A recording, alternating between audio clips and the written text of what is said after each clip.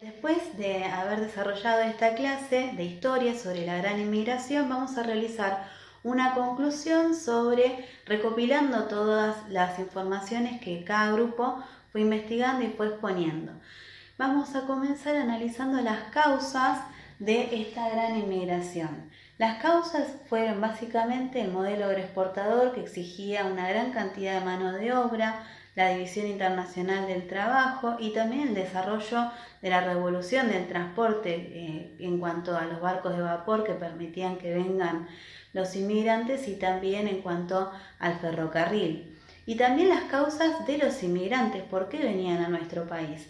Era básicamente por razones económicas, porque por la revolución industrial muchos se quedaron sin trabajo, y también por persecuciones, por guerras. También había quienes eran aventureros y buscaban hacerse la América.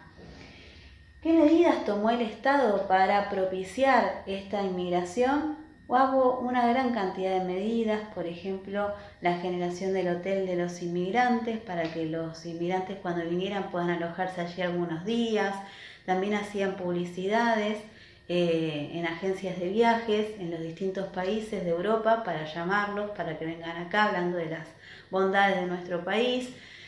También en la Constitución se les daban muchos beneficios, al igual que cualquier ciudadano,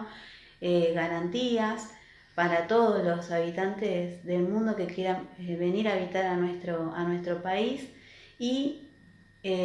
también se les daba pasajes y subsidios, y el Estado podía intervenir para buscarles trabajo, entre otras medidas que tomó el Estado para propiciar la inmigración. Podemos hablar de cómo se produjo este proceso de la inmigración, cómo era la vida del inmigrante cuando llegaba a nuestro país. La verdad que era una odisea, tanto en el viaje en los buques, en los barcos no era cómodo, viajaban hacinados, y cuando llegaban acá el Hotel de los Inmigrantes tampoco tenía buenas condiciones, estaban hacinados, no eran buenas condiciones ni de alimentación, ni cómo dormían, y también muchos llegaban a parar en conventillos, que eran lugares muy pequeños en los que dormían varias personas en una misma habitación, y realmente era muy difícil, y algunos se tuvieron que volver a sus países y otros después de muchos años lograron avanzar en nuestro país. Justamente sobre esto podemos hablar de un acontecimiento importante que fue la huelga de los inquilinos, en la que conocimos a Miguel Pepe, que era un niño de 15 años, que como en estas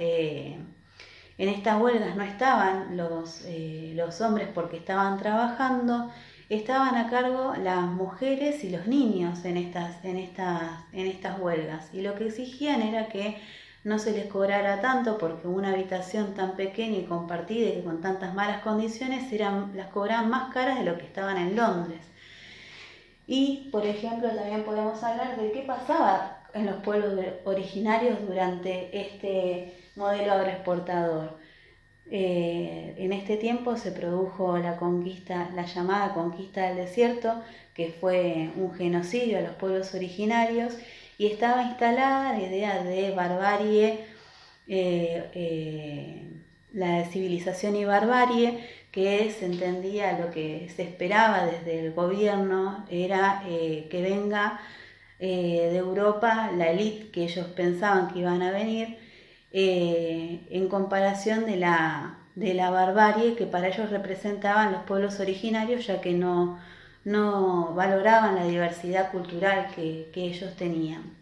Y podemos hablar de las consecuencias de la gran inmigración. Podemos pensar en consecuencias políticas, ya que los inmigrantes trajeron sus ideas políticas. Podemos pensar en consecuencias económicas,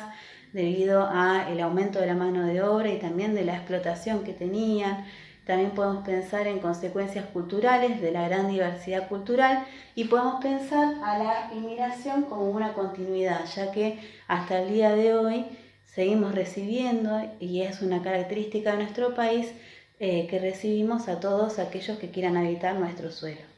Como conclusión de esta clase de geografía, estuvimos trabajando dos temas muy importantes para comprender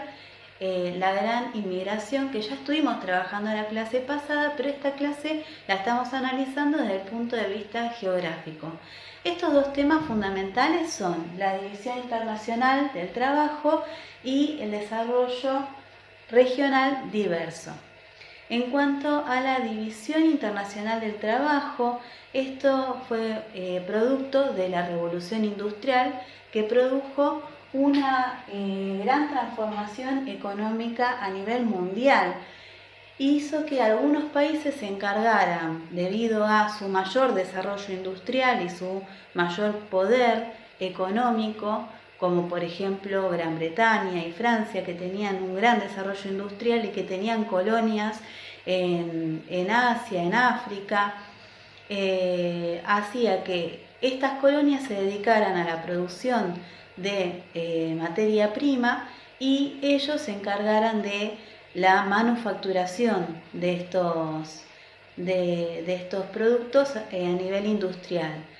En esta división internacional del trabajo que ustedes fueron marcando en el planiferio aquellos países encargados de la manufactura de los productos y aquellos países encargados solamente de la producción de materias primas, Argentina estaba dentro de aquellos países que solamente producían granos y carne, y la industria estaba muy poco desarrollada en ese momento.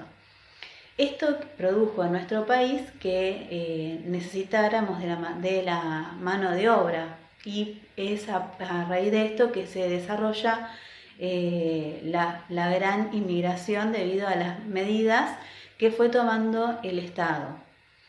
para llamar a los inmigrantes. Eso es por un lado lo que estuvimos viendo, y por el otro lado estuvimos viendo también esta característica de desarrollo regional diverso. ¿Qué significa esto? Que como vimos, nuestro país se divide en distintas regiones y podemos plantearnos una pregunta central, que es: ¿se desarrolló de igual manera las distintas regiones de nuestro país? Podemos ver a partir de las estadísticas de la población, de lo que producían, de cuánto producían, y también de la imagen de cómo se fue desarrollando las vías del ferrocarril, cómo algunas regiones quedaron excluidas totalmente y cómo hubo una región en particular que fue la favorecida, que fue la región pampeana, debido a que fue allí donde se realizó la mayor producción, y esto también nos hace pensar que la diversidad no solamente fue a nivel de regiones, sino a nivel de estratos sociales o de sectores sociales. No todos los sectores sociales se beneficiaron de la misma manera con este modelo agroexportador. ¿Qué piensan ustedes que es el sector social que más se benefició con este modelo agroexportador? Podemos pensar en los estancieros pampeanos y también en los inversores extranjeros, que fueron aquellos sectores que más se beneficiaron con este modelo. Por lo tanto, podemos decir que el modelo agroexportador fue un modelo económico que profundizó las diferencias sociales y económicas en nuestro país, porque así como ese sector se benefició mucho, también hubo un sector